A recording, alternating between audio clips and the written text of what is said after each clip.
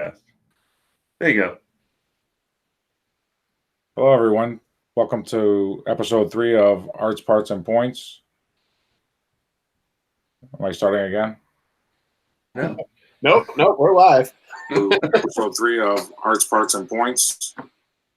Yep. Am I starting again? We're so good at this. We're live.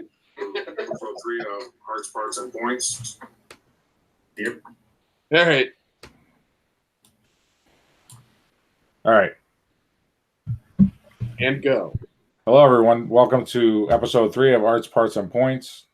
This is Mike, Bryan, and Bryan. And tonight we're going to talk about guarding the West Gate. All things Westgate. Yeah. All things Westgate. Yeah. What's so bad about the East? Oh, the East Gate. The East doesn't have a door. Yeah. It's not in the lodge budget. We didn't vote on that. So I guess we'll start off with a question.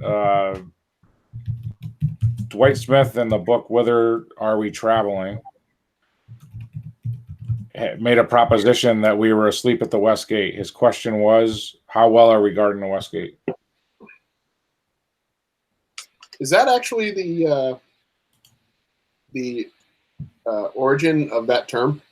I think it is. Yeah. Really? Well, yeah.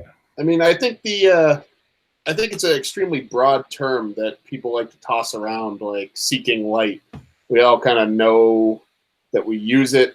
We kind of know the gist of it, but when it gets down to specifics, I think it can be a very troublesome and abrasive term and aspect of your lodge that all the lodge members, but more especially the officers of the lodge, need to be addressing as frequently as possible. So I am very interested to hear what you guys have to say on it. One of the things that I know we've heard through various studies, including John Rourke's one where he was saying that people are leaving the craft just as frequently as they're coming in. So that either means that we're not doing a good job or we're letting in people who have unrealistic expectations of what a Masonic Lodge is. So either way, we're not doing our job. Personally, I know I've seen and been witness to experience where people who, I don't want to say shouldn't have been brought into the fraternity, but were not ready to be brought into the fraternity, were brought in, and either irreparable damage was done to the lodge or a whole lot of drama ensued. So I'm sure you guys have similar stories. Bryan, you're bringing in half of Massachusetts right now, so. Yeah. I am. I just set something up. Let Mike go first. As far as bringing in people that shouldn't be in? Well, we were talking before this, you've witnessed the ramifications of bringing someone who was not either a good fit for Masonry or a good fit for lodge into a lodge before. What did you see as a byproduct of that happening? Like what kind of issues can that bring out in a lodge? Well, I mean, there's lots of issues as far as the main ones being legal issues. When someone has some legal issues and feels that we should pay the bills for those legal issues because we help each other out, even though he had that problem before he became Mason. I think that's the major one.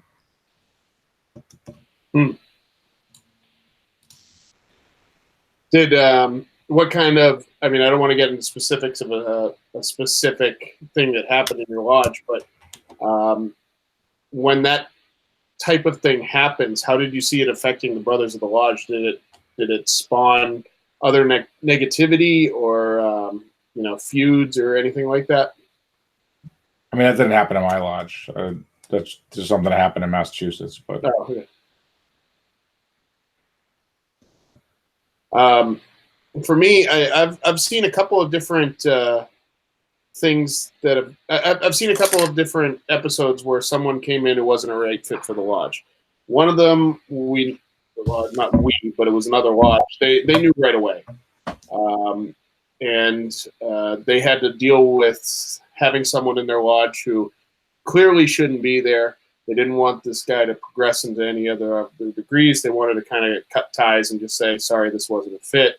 But because they didn't guard the West Gate, they realized that this guy could potentially be dangerous and basically just ignored the situation until someone finally came along and made a decision on it. So with that happening, I could definitely tell that the level of stress and worry in the lodge was kind of overtaking the positivity of the Masonic experience. Like you would be always thinking about this negativity in the lodge.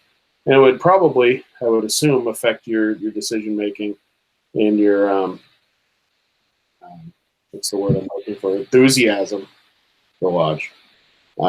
We've also, I mean, I've been going to Grand Lodge for 7 years now and have heard every time one or two Masons getting thrown out of the fraternity for unmasonic behavior.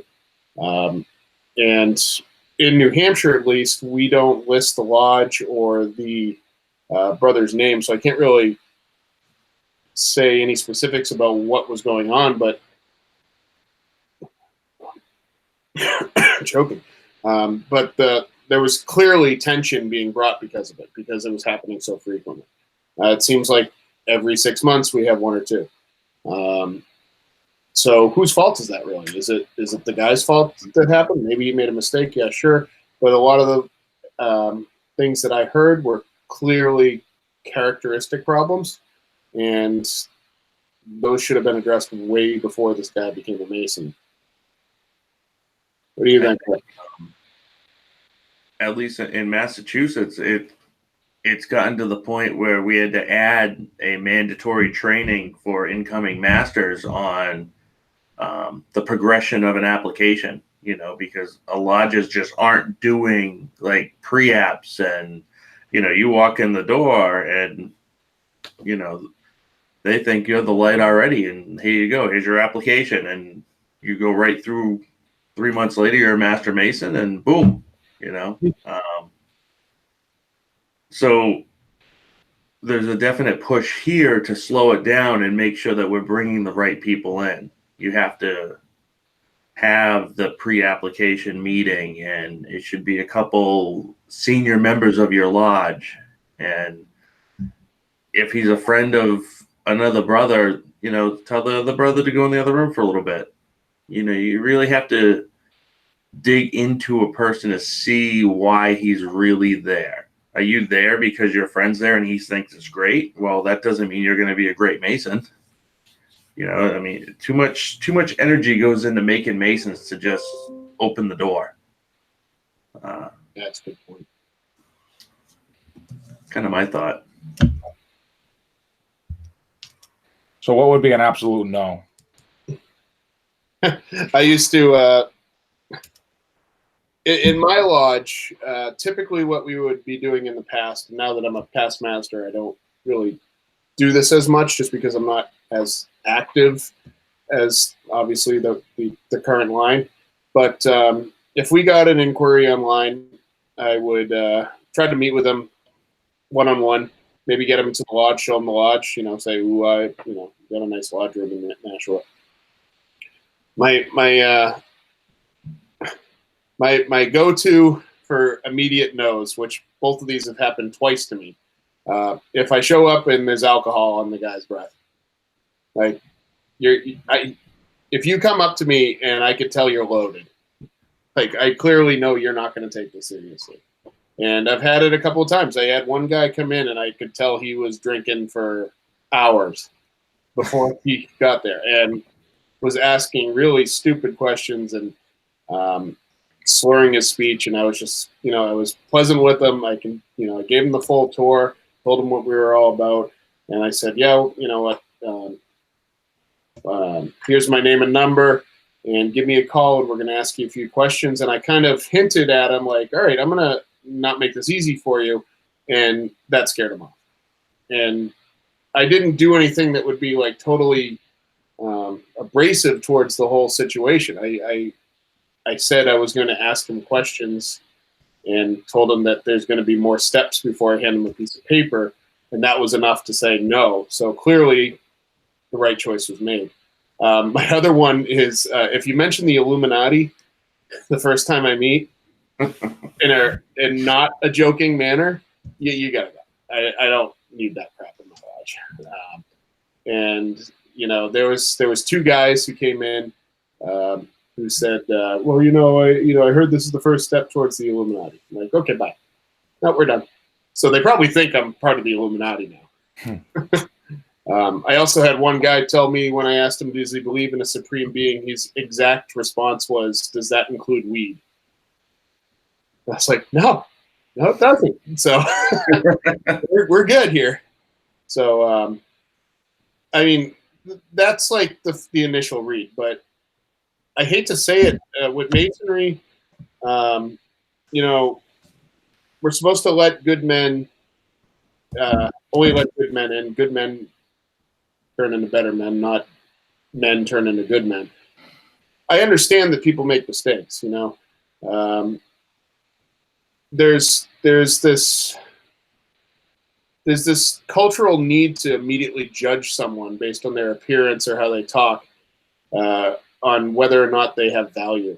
And, in some cases, that's not the case. So, case in point, I was standing outside of my lodge, and this guy came up to me and said, he was clearly on the verge of homelessness. And he saw the square compass, and he was like, oh, man, I'd really want to be part of your organization. And, two of us were sitting out there, so we started talking to the guy. And he said, I was a drug addict for 15 years. I'm 6 months sober. I'm getting on my feet again. I got my first job. And, part of me in my head was thinking, like, all right, I know lodges that wouldn't even talk to this guy. And, what I told him was, you got a story here that we could all learn from. You're clearly not ready. You got other things on your plate right now, but get your head above water, get a good solid foundation and come back. Would love to talk to you. And I know brothers who have gone through that stuff and now are amazing members of their lodges and their communities. And so it's, when you ask what's the immediate no, there's very few, unless you're purposely showing that you are in it for the wrong reasons. If you're here for me to get money out of me, then I don't want you to be here. If you're here to work some sort of pyramid scheme, or you're expecting to go into some pyramid scheme, you're clearly not in it for the right reasons. So, but all other things, it's really about communication with the guy, in my opinion. I had a guy that was very energetic, his very well spoken and everything. And, to get a pre-ep through me, we're together for 2 to 3 hours, and I'm going to really, you go into like sales 101 almost and just shut up and let this guy talk. Eventually he's going to spill everything he has. And he was literally looking to improve himself in solar panel sales by joining. So that was an immediate no. But you guys use the sun. We do have a son, yes. Y'all get any more of that light? We should probably mention that we weren't on our regular night. 1 month into having a regular night, we missed it because there was a Bruins game and it's Stanley Cup time. So, I love Masonry, but we all have priorities. And the game ended like 11 o'clock. So And That's we were all pissed too. So yeah, it wasn't going to be a good show, so we waited till tonight, and here we are, and we all have our jerseys on. I got my Nathan Tweedy special, the Bruin themed somewhere in there. jersey. There you go. I wore it the other night. It didn't help us, but I also had it on Saturday, and they won. So I'm pretty confused on this whole good luck stuff, but maybe it's the cigars and whiskey part that was it. We should try that again. I mean, I don't want to say that the Bruins have never won while I've had a Michelangelo head in my house, but there is that. So, although it was a baseball score the day Chuck Dunning was here, so maybe that's part of it. yeah. Bring him back from Texas. We just need Chuck Dunning back. Yeah, that's it. Well, anyway, back to the gate. I've had several conversations with people that were rejected by lodges, and unfortunately, they didn't seem like the best reasons. Race, religion, sexual preference, stuff like that. But I've never seen it in my lodge, so I guess that I should say I haven't seen it in Massachusetts, so that's a good thing, or Rhode Island. But I know we still have some slower progression areas in the world. It's political way to put it. But we've had several no's. They're bound to happen, and it's okay. I think, for everyone that we actually turn away because it's not going to be the right fit, we're that much closer to being the better lodge. And it's a temptation. Somebody comes in the door waving money. We had a guy that literally wanted to join and just pay his life membership for everything. And he said he's, really busy, probably won't come back after he joins.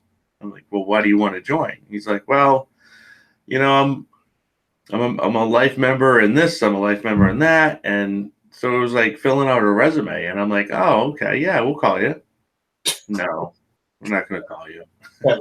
Yeah. What about you, Mike?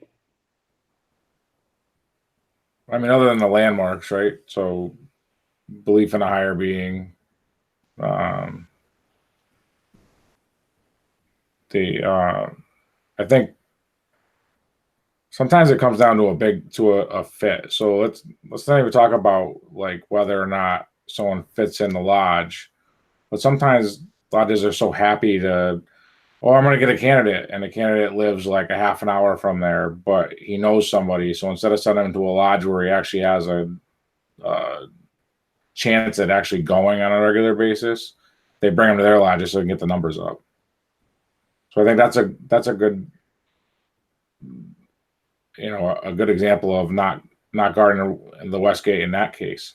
Or they'll bring a guy in their lodge when he says, I can't meet on Tuesdays, and we meet on Tuesdays, and they go, oh, we just want the numbers this year because it's my year as master, so I need numbers, right? So I think there's a lot of other reasons why maybe it wouldn't be a good fit in your lodge, but not necessarily a hard no for the fraternity itself. I would agree with that. But at the same time, I don't think distance should necessarily be a matter if he's going to be a fit. Because you could have a lodge in town where the guy doesn't know anybody, but 30 minutes away he has friends. He's going to go every month. I think you have a better shot of getting him to lodge in a place that he already has friends. Now, that's not to say that he couldn't join the closer lodge and make friends and whatever, but I would say that you definitely have a better shot of getting him to lodge if he already knows people. Or you slow down your degrees and you form this bond and, the whole process that we do. But I wouldn't say it's the wrong thing. Now, we've had people that wouldn't be great fits in our lodge that we've sent to other lodges because they would fit in better. I think that's almost a different topic, but I guess redirecting the West Gate. No, I think it's the same topic because you know people. You know, I'm thinking actually of Chris Hodap, who we did his presentation at Masonicon. He said like, if you can get 25 guys together who love model trains and want like Lionel Lodge number 123, let them do it because they're going to be motivated to go and they're going to have an extra bond besides masonry to kind of link them together. That those people probably wouldn't get anything out of my lodge. We don't bring up model trains a lot. But I think guarding the West Gate is one of the actual problems I have with that term is you're actually guarding two gates here. You're bringing people both into your lodge, but more importantly into the fraternity. As someone who's in marketing, as a profession, I can tell you, and I'm sure everybody's heard it, that a person who gets something that's not satisfactory is going to tell 10 people. Someone who gets something out of it's going to tell one. So if you go out of your way and you let this, let a person into your lodge who, yeah, he might be a good fit for Freemasonry, but he's not going to have anything in common with your lodge. It's kind of your duty to guard that gate and say, like, listen, what are your interests? If for example, in Nashua, so like we're more of an education lodge, but there's another lodge in Nashua who's really into community service. They do a lot of stuff in the community, and they do. You'll see them at the summer fairs and stuff, cooking or doing stuff like that. If someone was to come into my lodge, and it's happened many times, where they say, this is what I want to do, I'll be like, yeah, masonry seems like a really good fit for you, but you should try these guys first. So, meet with both of us, see who you jive with more, and do that. The one thing I'll disagree, though, is distance, because if you have a lodge that you love, that really speaks to you, you're going to drive there. I mean, I know guys who go to lodge in Vermont that drive 3 hours to get to lodge. And they're probably there every meeting because it means that much to them, because they're in such a good lodge fit for them that they're motivated to spend that time getting to and fro. So, I go down to your lodge a lot. That's a good hour and 20 minutes for me. And I don't complain because I like coming to your lodge. So that, and you feed me. Yeah. Roly-poly. So yeah, distance really shouldn't be an issue if you have someone who's properly motivated. Well, how do you get them to that point of motivation that quick? So you have a certain amount of time to make that impression. Well, you really have an unlimited amount of time if you think about it. I mean, I'm a firm believer, and someone said this to me, and I really wish I could remember his name. But someone said, I don't let anybody into my lodge I don't trust with my kids. And I remember hearing it, and it just kind of stuck with me because, all right, how long would it take you to trust someone on that level? Meeting him once a month for dinner for an hour for 3 months? No. And since I heard that, I've kind of taken it to heart. And when I meet with candidates, I don't just meet with them in a formal setting, like come to the lodge and we will discuss masonry. No, I'm going to take you to the bar down the street. We're going to have 3 or 4 beers, and I'm going to get to know you. Take him into a social setting. See how he acts. See how he treats the waitress. See how, how he responds to conversation. See if he's got manners. That stuff might be superficial when you think of it quickly, but really down to it, manners and respect towards people, especially in like the service industry and stuff like that, shows a lot about a man's character. If I took a guy out to a bar and he's barking at the bartender because his drink isn't coming fast enough, yeah, I'm seeing a potential problem here. So yeah, it's that vetting process, I think. I mean, you can take as long as you want before you give that guy a petition. True. Absolutely. Brings up another thing that just popped in my head. When we get, inquiries off the website or through Facebook, Grand Lodge also, if they get leads, they separate them up by where the lodges are. the first thing I do is I take the guy's name, email, all that stuff. I start throwing it into Google, seeing what comes up. Yeah. Be surprised what you can find out about people. And it's also kind of fun, you take their address and throw it into Google Street Maps. What kind of house do they live in? We spent a lot of time cleaning our lodge, and if your house looks like it's got trash all over the place, then you're probably not going to help me clean it all. So it's kind of a strike against you. Yeah, but the creatives are sloppy. You're not allowed to see my studio right now. It's also interesting when you do the pre-app and you can relate back to something, if they were in the newspaper 4 years ago and relate to it, and just them knowing that they open up a lot more. It's a little creepy, I guess, but we got the reputation of knowing everything is a secret society, so we might as well use some of it. But it's caught people off guard, and they instantly knew that we're not taking this lightly. You're joining my family is how I see it. But yeah, that's the first step, and then we do the pre-app, and then they'll sit down and do an investigation and everything else. So now, in Massachusetts, once you're raised, anyone in the lodge has 1 year to bring you up for a vote to boot you out. It's almost like a probation period. Do you have that in New Hampshire? Not that I have ever heard, and it sounds awesome. No, and that actually brings up something that I know someone wanted me to talk about tonight, or I'd rather hear your process on this, but a really hard question that people don't like to ask is, and I know it happens all the time, is what do you do as a lodge if you know you made a mistake? So let's hypothetically say you bring a guy in from, you get a guy in, you give him a petition, he's voted on, he gets his EA degree, and all of a sudden you realize this guy is a problem. What do you do? I mean, what are your options? I'll let you go first because I'm really interested in this, both this the pre what did you call it? I forget what the term you said. Pre-application. Pre-application, and then this period. I'd really like to know what opportunities for correction that opens up. So we've had, as I've said before, we do classes. So we're getting ready to start our first degree sessions, if you will. And everybody that we've lost over the past 6 years has been after the first degree.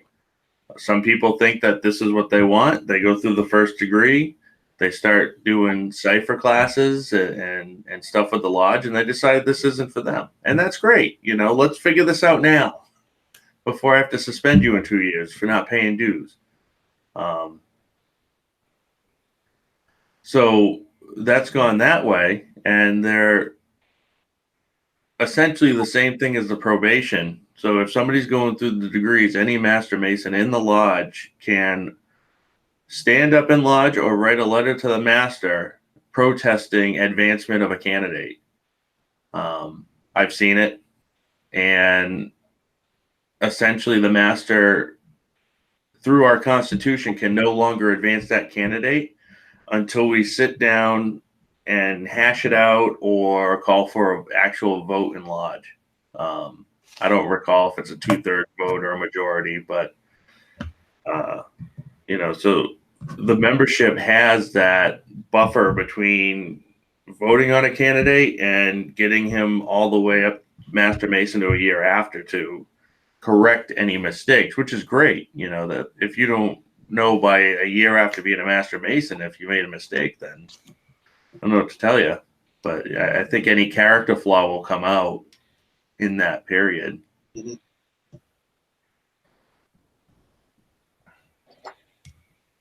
In New Hampshire, and I suspect most jurisdictions. So when we do a proficiency, once the candidate is done, he's escorted out of the room, and the lodge has time to discuss whether or not that has been a satisfactory job well done type thing.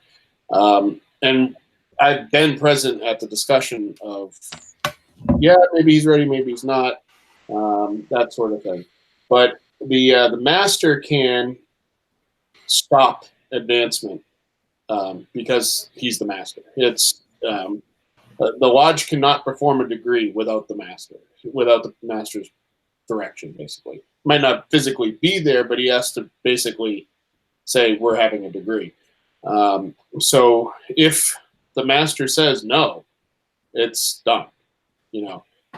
So hopefully you have a master who will be up there and say, all right, if hypothetical situation, it's not happening in my lodge at all. But let's say I have a fellow craft in my lodge who I realized is gotten into some problems, and it's going to eventually show up in lodge. I can go to my master and say, I firmly believe that this person should not say it. Should not progress. Hopefully the master will take me at my word. If he needs a reason, that's his right to ask.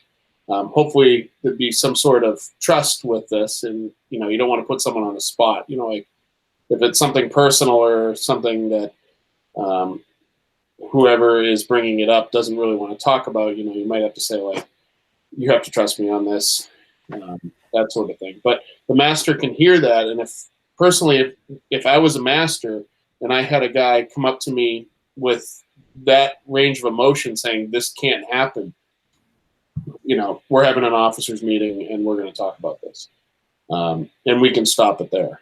But that's not in our Constitution. That's just your rights as a master of the lodge. It's your lodge. It's your will and pleasure. And then becomes, how do you tell this guy that he's not moving up? Well, that's why you have your secretary.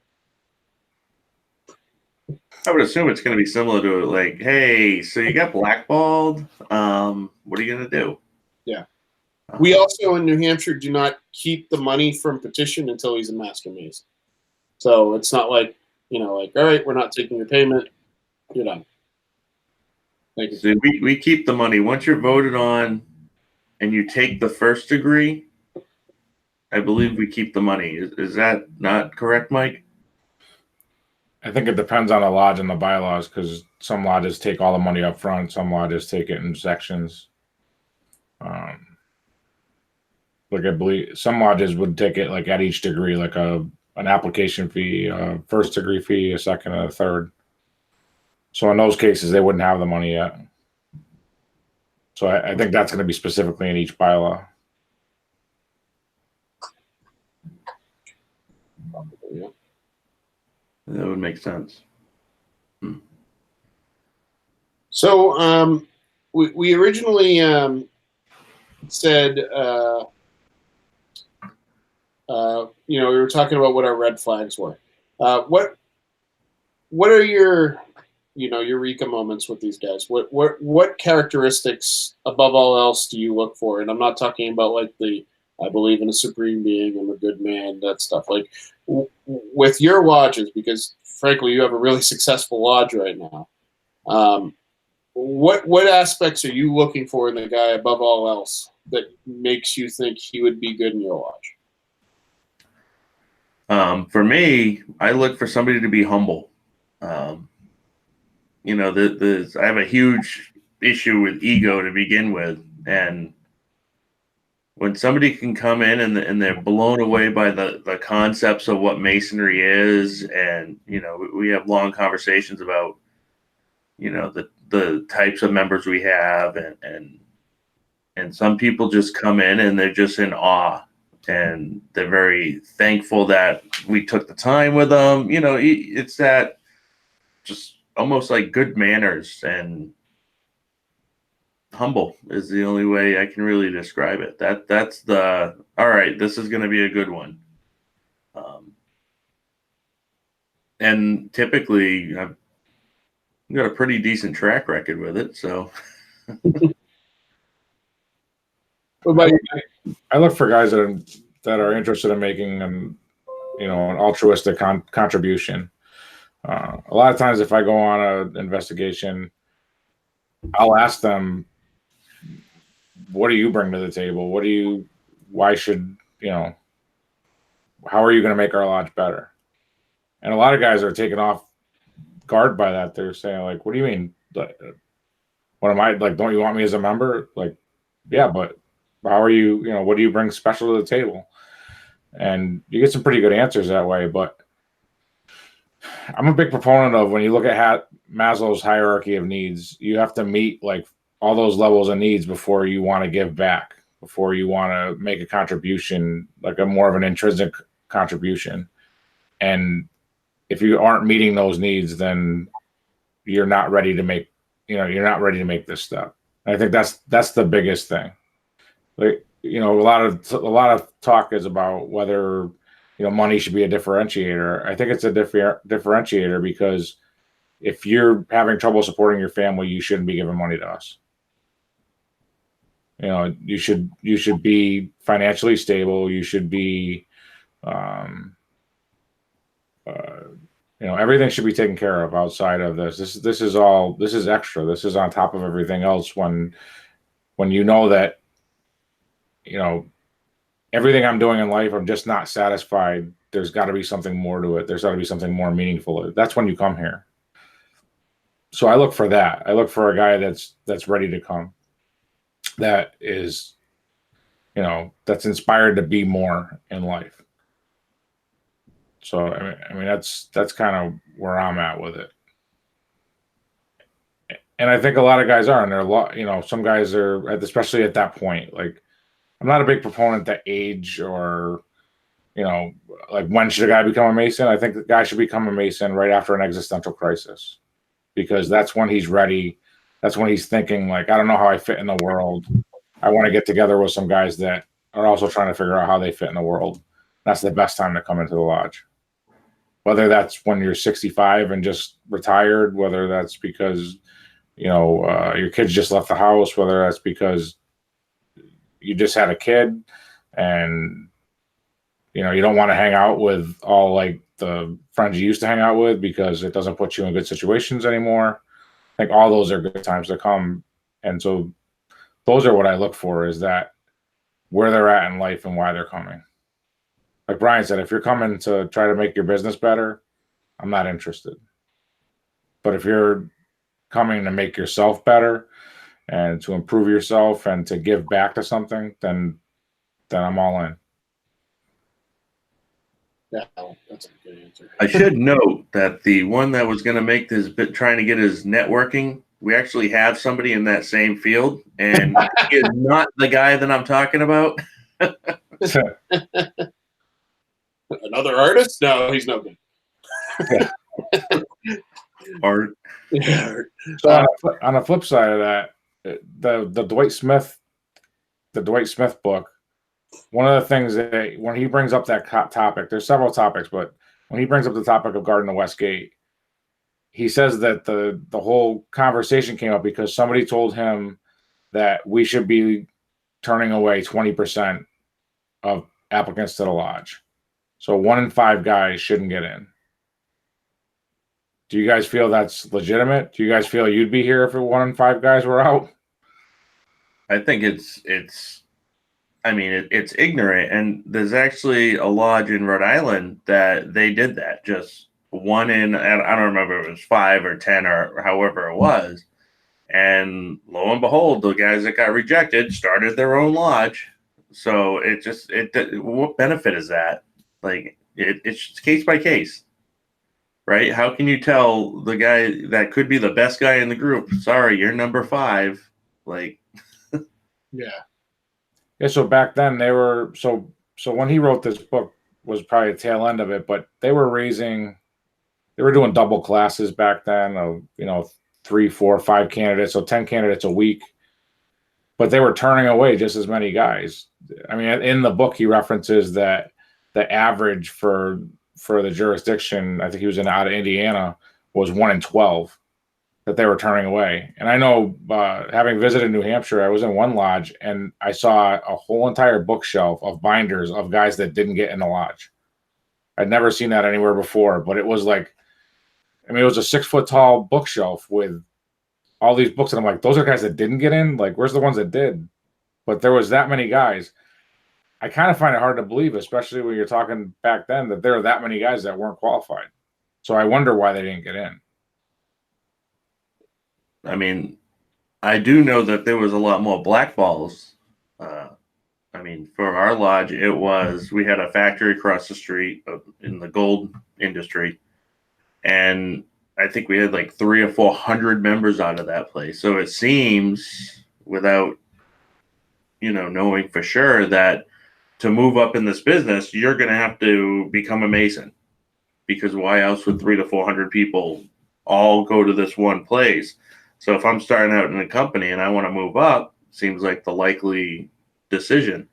So at that aspect, so you don't like somebody, you blackball them, but maybe they just turn away to not have it flooded.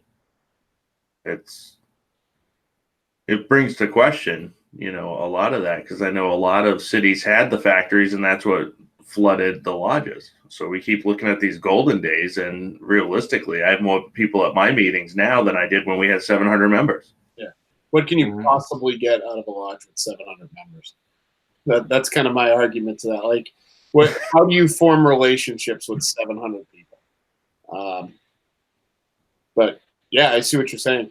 For me, that goal, I kind of have two golden things that I'm looking for. One of them you already mentioned, which is just humble. This isn't an ego boosting lodge. If you're asking me about, like, well, when can I wear my ring and where, I've gotten that question. Like, are you looking for this title, or are you looking for something else? And the question that I always like to see is like, well, I've gotten it a few times. I'm like, well, what if they vote me down? When can I go in again? Well, why do you think we're going to vote you down? Well, I don't know anything about this stuff. Well, that's okay. No one did when you did this, and it's that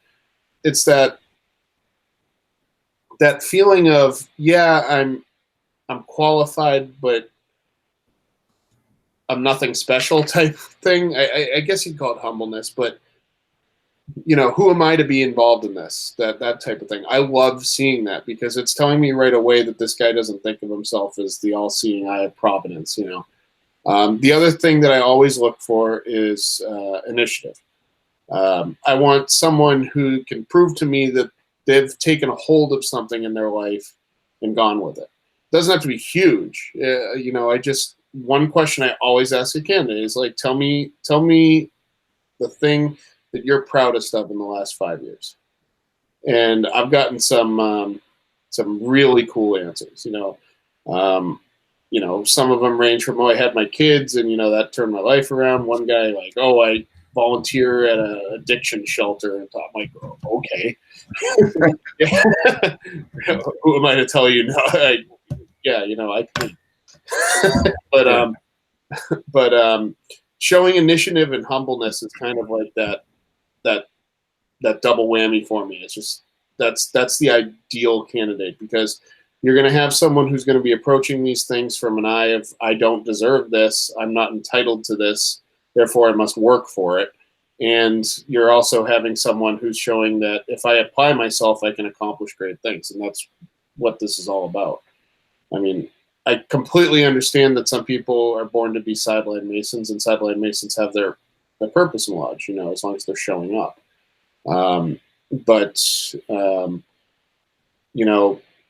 It's exactly what you said with the factory. I'm not looking for people here anymore to be a number. I've been in a lodge where this older brother, God bless him, they were setting up for lunch, they were setting up for dinner, and there was nobody there.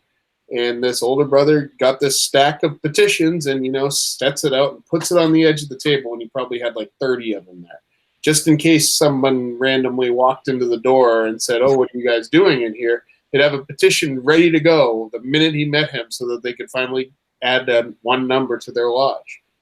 And he was kind of proud of it, which was like, okay. what's your goal here? Um,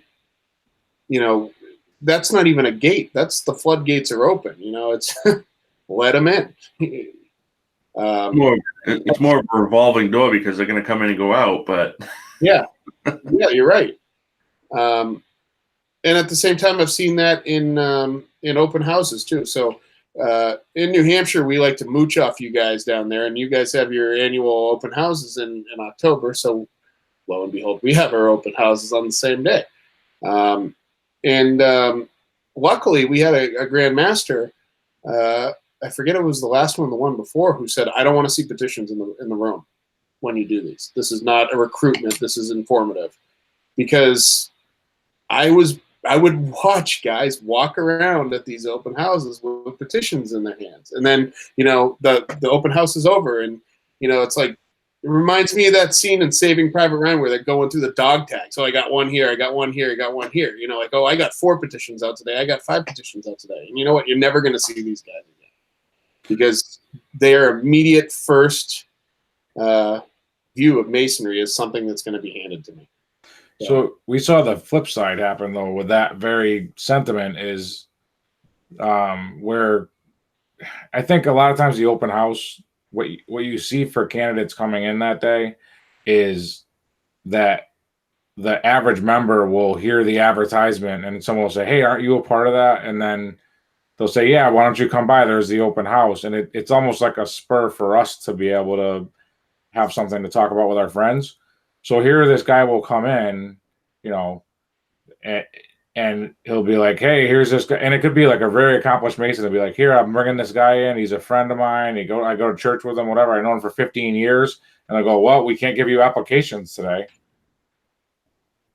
And then, they just walk away. And at that point, it's like, okay, the guy off the street, make him hang around. The guy that a respected member of the lodge knows, you could give that guy an application. Yeah.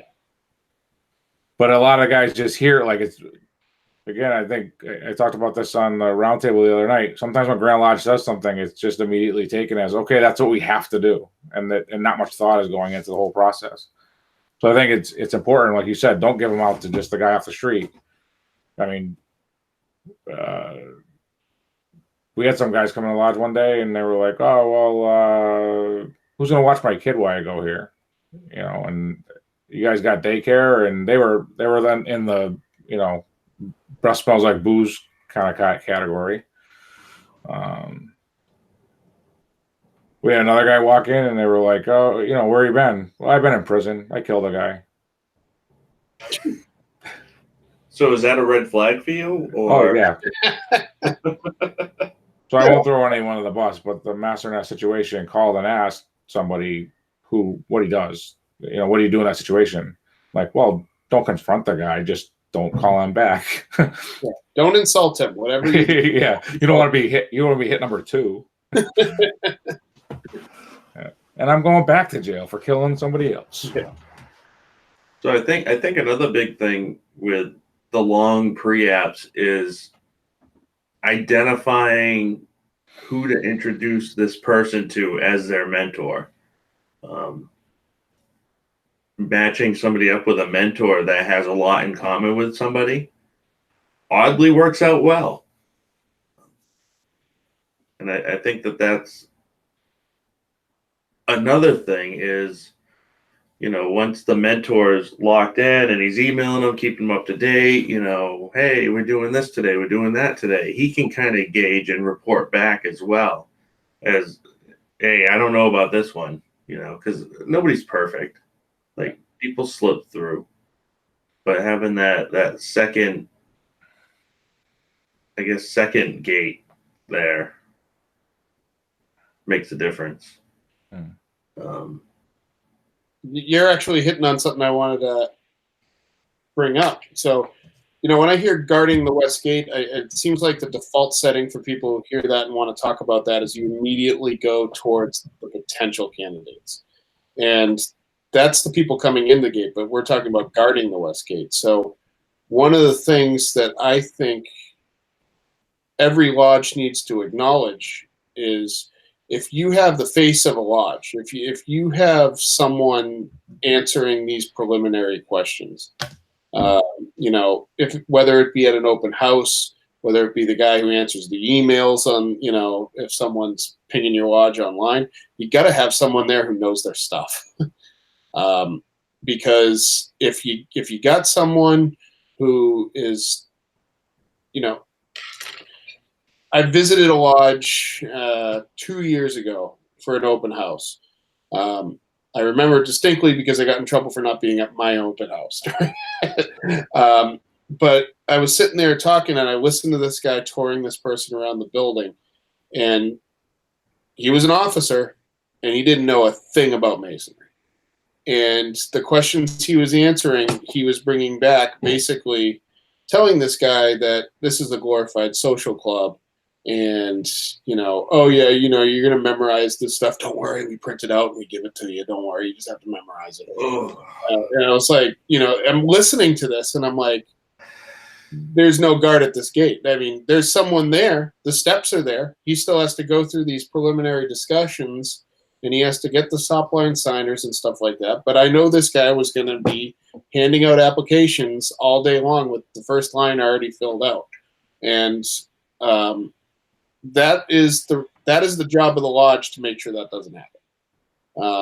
If you have a guy who is going to be in there who is going to be the face and the key interactor for your lodge, you better know his stuff. And I'm not talking, he doesn't have to quote Wilmshurst from purely from memory, but he should have a fundamental understanding of the history of the lodge, the history of the craft, and what the goals are. Because if you don't have someone there, you might as well not have a guard at that gate, because he's probably doing more damage than just leaving a stack of signed petitions. So it's just one thing I was thinking about. Do you guys typically have certain members of your lodges who handle inquiries? I do. It's me and a couple other brothers that are like, I call it the first line of defense. We always try to have more than one person there because unfortunately the world's kind of weird and we don't want something to happen. You meet a guy and he's crazy or whatever, or who knows. So we always have two people at any given time meet a new person.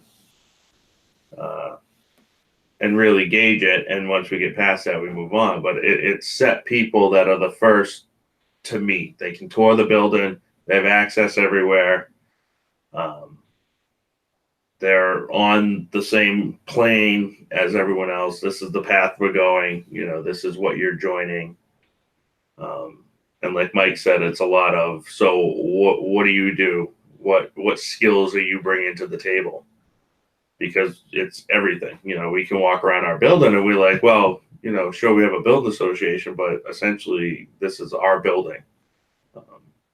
Top to bottom, something breaks, we fix it. We want something new. You want to put a projector in that room, watch football games? Let's do it. But we're doing all the work, and it builds ownership. So it's very important that these people come in with this like list of expectation. This is what we expect from you. Is there any confusion on this? Now, we never do the, one night a month or anything like that. It's for the first year, it's going to be every Wednesday, we're going to see you. And just laying out that clear expectation. Now, we also have events where we tell them to bring their wives, let the wives meet our wives, and hopefully they build that bond, because that makes it a lot easier to get this person in. To buy in, so to speak, so he's not getting nagged. What are you doing tonight? Why are you going back? And what do you do there? And stuff like that. So I guess the long end of your answer is yes, we have certain people that do that. Other lodges, too, that will have ambassadors that meet with them. And then we have the pre-app, what Bryan said, which I'm guessing, because you aren't familiar with the term, that either we don't call it that in New Hampshire or you have something different. Is you'll have three different brothers meet with the guy normally at his house. As one member said to me, if you don't go to his house, you'll never see that he's got a crack den. I don't really think the guy showing me is cracked then if I go to his house, but you never know. If he does, then it's a definite no. I don't know. You might have to fund like a roof project or something. Yeah.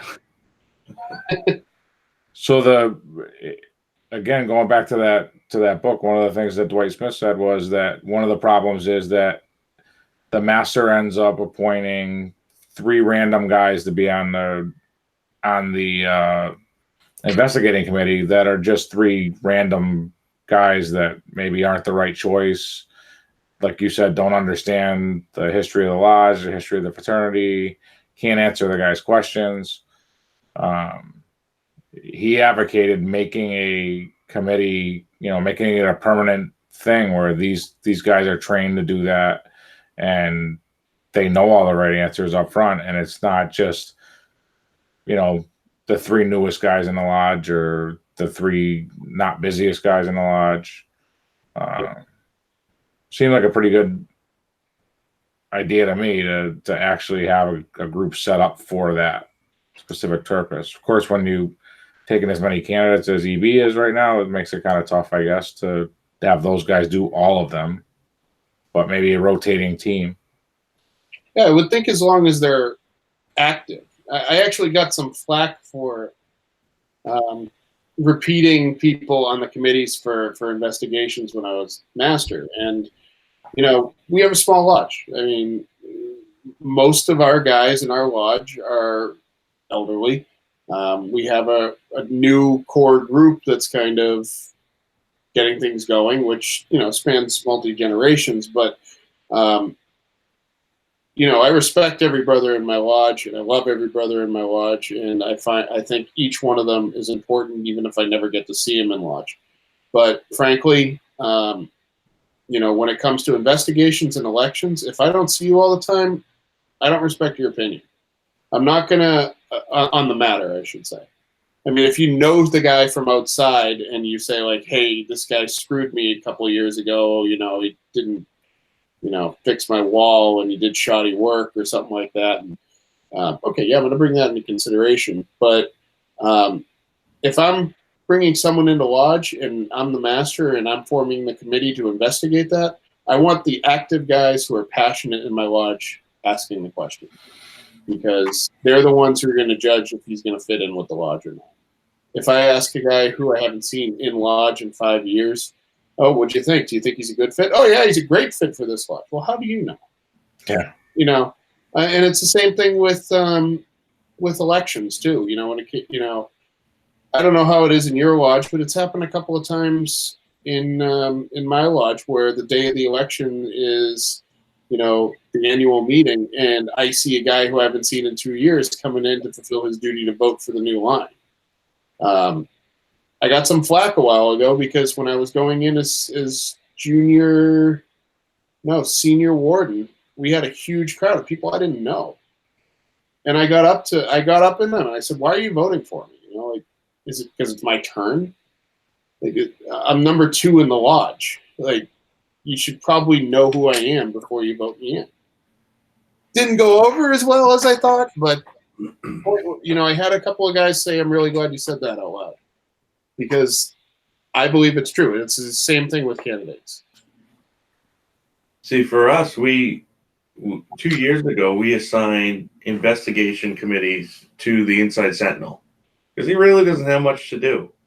So we're like, all right, the secretary will let you know when he has everything he needs, because we do background checks in Massachusetts. So when the background check comes in, he's going to reach out to you, give you the contact information, and you're going to set it up.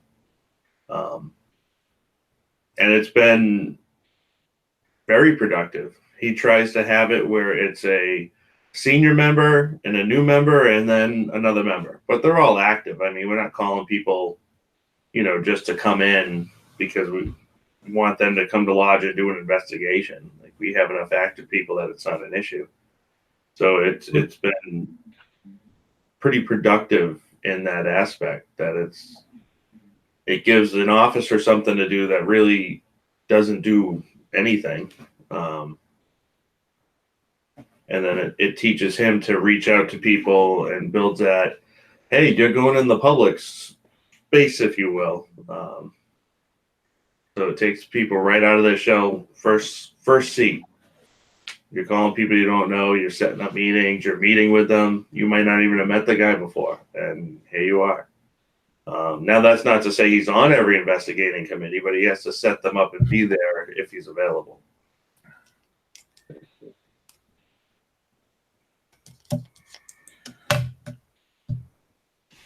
You're clicking. Makes sense. Yeah. So, I know we've been going for almost an hour now. Well, no, more than that, an hour 15-ish.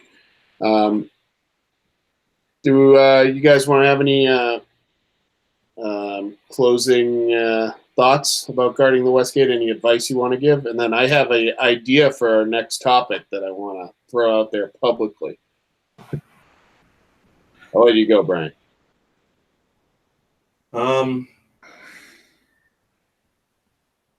I would say that when you're meeting with a candidate, the less you talk, the more you're going to listen. And that's the big thing is stop bragging about your lodge. You don't want to come across as pompous.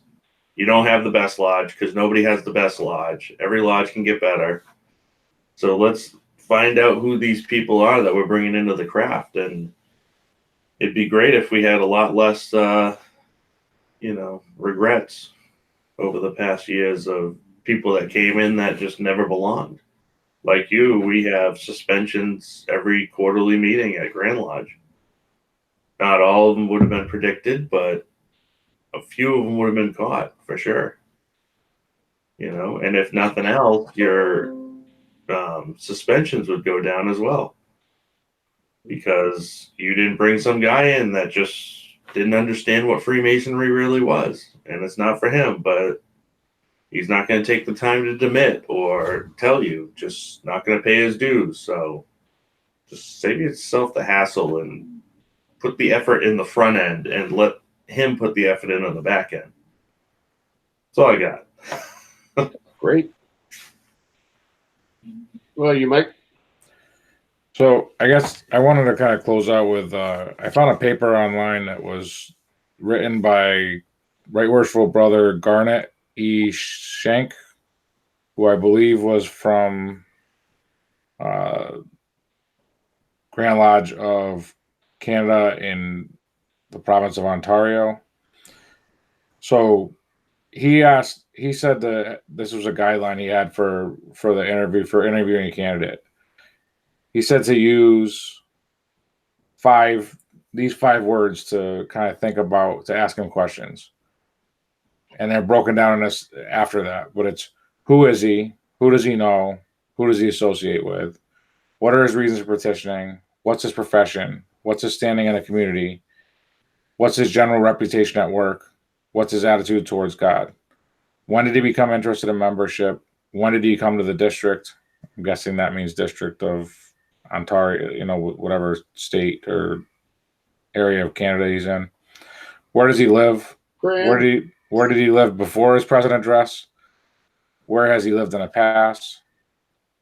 Why is he seeking membership? Why did he wait until now? And why is he petitioning your lodge specifically? How does he intend to serve Masonry? How does he intend to conduct himself? How does he spend his leisure time? And how does he have the financial ability to assume the costs without affecting the welfare of his family? I thought that was a pretty good. He said it's not a script. It's just something to use, here and there as you're going through the investigation. I thought it was a pretty good list.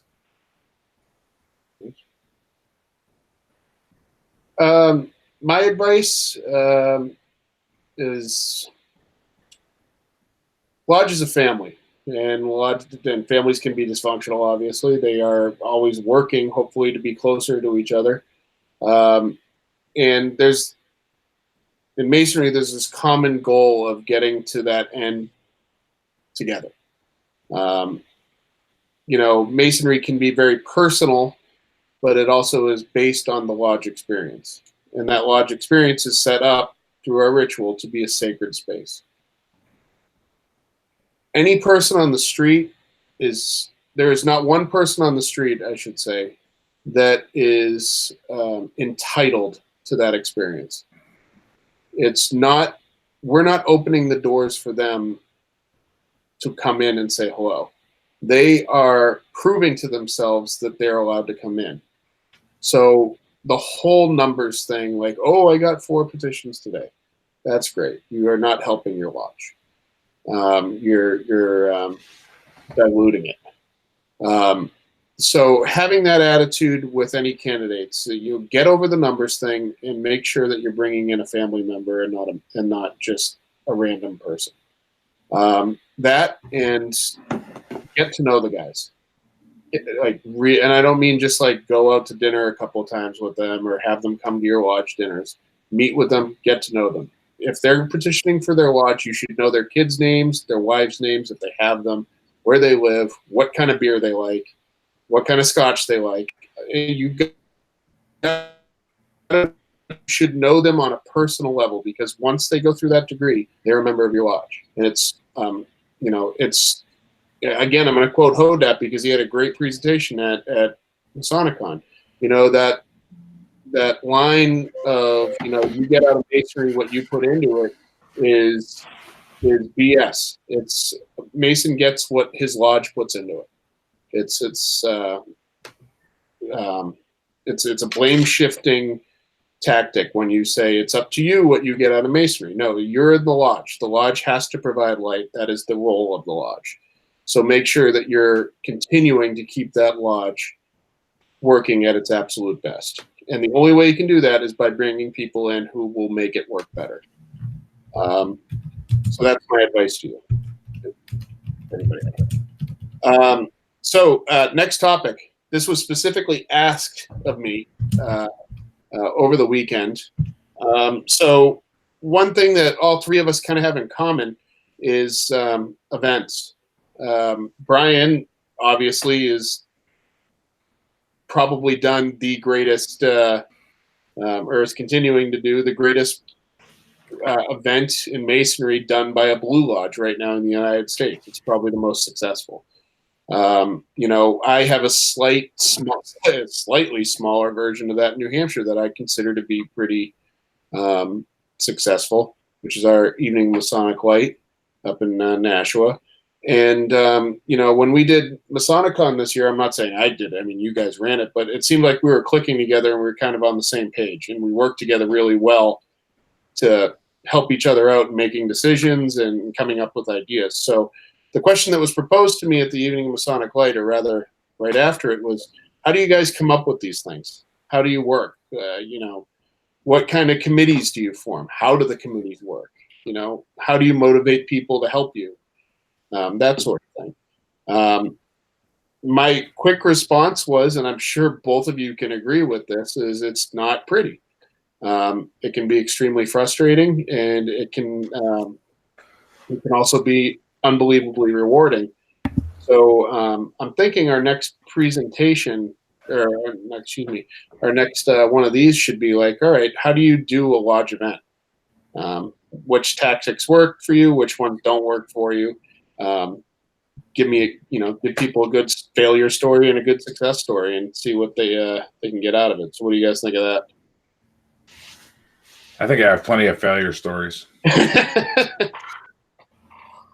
Yeah, me too. I mean, that's fine. We can do all ranging events, really. From Masonicon to a Veterans Night or an installation. I mean, a lot of that, I think, comes down to Masonic committees and delegating, the big word that people struggle with. But I think it would be a good topic, because I got asked by 2 people on Saturday, how can I do this in my lodge? And my response was, do it. But just do it. What do you mean? How do you do it? You just do it. Call Chuck. Say, when you landing. But no, it's I think it would be good for these guys, because I think there's a lot of lodges out there who are anxious to try to do something like this.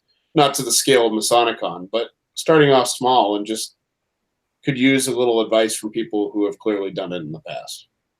I mean, we got to remember now, Masonicon seems like this big thing, and I guess it is, but it's really just having a ton of small events all at once, right? Like if you invite one speaker down, it's no different than having 7, except it goes longer.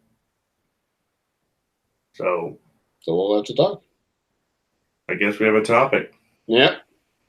Threw you under the bus. Sweet. There's so excited. Yeah. At least it's not art. All right, so we'll try to do that first Monday again. See what happens. Hopefully we can advertise and not do a 5-minute, hey, we're going to go live in a minute. But that's all right. I mean, people don't need to watch us live. We don't edit it because none of us know how. So, so there's that. But yeah, that's a pretty good topic. It's raw. It's in your face. And I'll steal Mikey so Mikey can be at my house next time. I don't plan on doing that presentation for a while, so I'd be interested to see where he shows up. Never know where he's going to be. Yeah. I thought I'd get more inspiration by having him around, but I really haven't, to be honest. But yeah, you just haven't bathed. That was the other thing he was famous for. You didn't paint your ceiling? Yeah. Nope. Nope, but I haven't showered in 4 days. Yeah. Well, there's all that. All right. Well, hey, we should announce actually. Saturday, we booked our first full lecture from Masonicon. Yeah. And I mean, it was kind of impromptu, as I typically do under those conditions.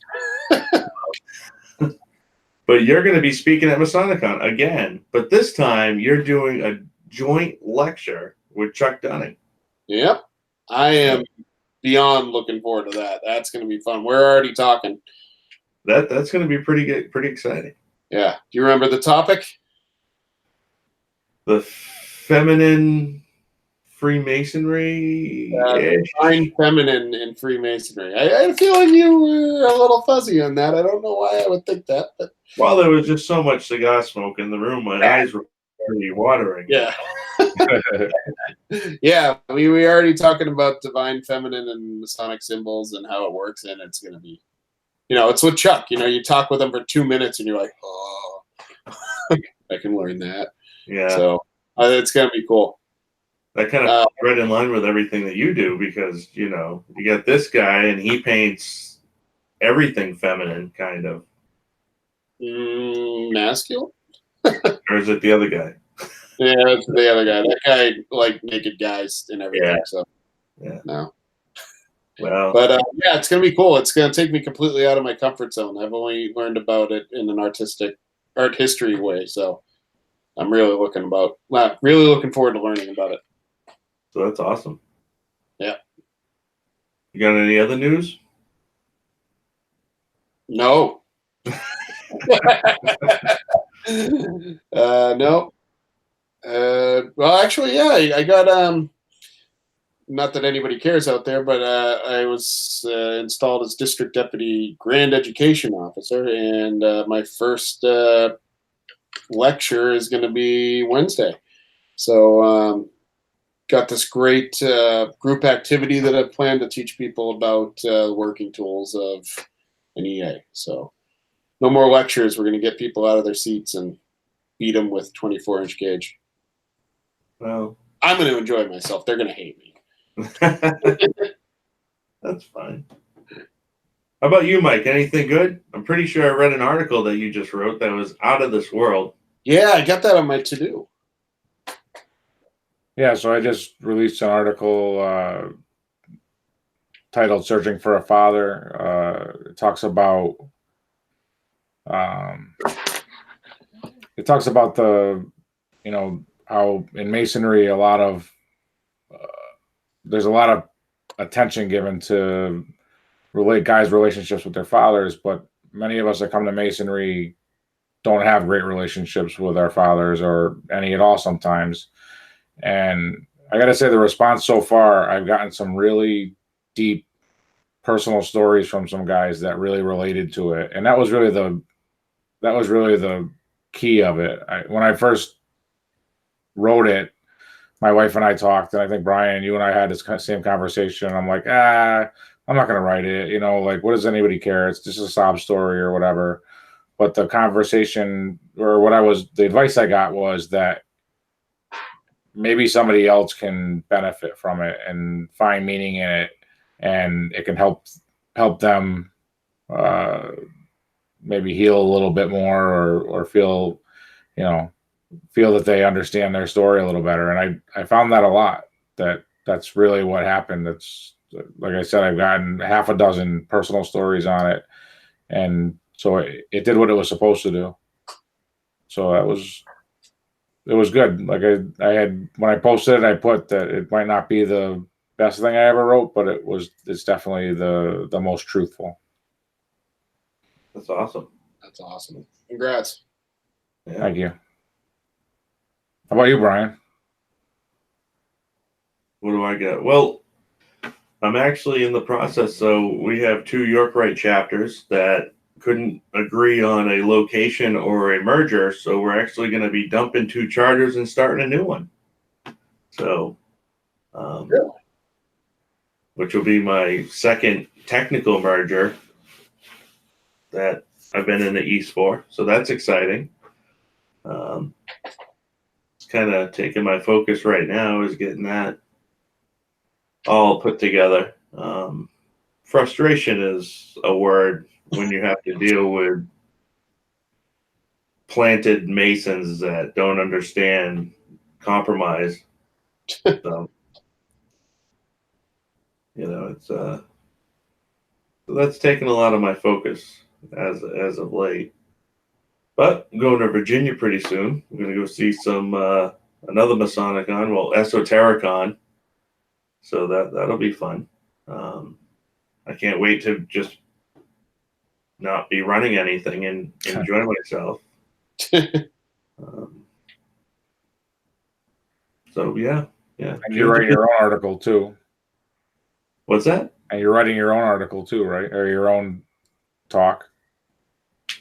Well, I got most of that already done. That's my debates that I have. I've only done in social settings, we'll say, and they've been very lively so far. So I think I'm making some headway with that on how to present it is what I'm working on at this point. So, but more about that to come, obviously. We're also just set up a veterans dining in. I don't know if anyone, military folk might know what it is. Essentially, it's a festival board, but the military does it, and there's a tub, and each beverage that they put in this tub has a significance to a certain battle or however it's done. It's usually, campaigns that units did over some time, and we're going to have fun because our cannons are actually going to be warthog shells that were turned into glasses. And how can we order extra ones? You just come to the event. It comes with the ticket. How can you go wrong? But when is this? In November. Yeah, you didn't get me a post on that. Yeah, well, we're still putting it together, but we got the entire year up till next August laid out on a map already. So, that whole preparatory for your successful Masonic year. What? Sorry. Probably should be another topic for another time. I got a cough in my throat. Yeah. I gotta go do Yeah, so I guess that's all I got. Cool. All right. I guess that's it. I don't know how to turn this thing off, but I will say thanks for everybody for listening to us ramble on for a little bit. But hope you guys got something out of this. I sure did. So cool. See you guys later. See ya.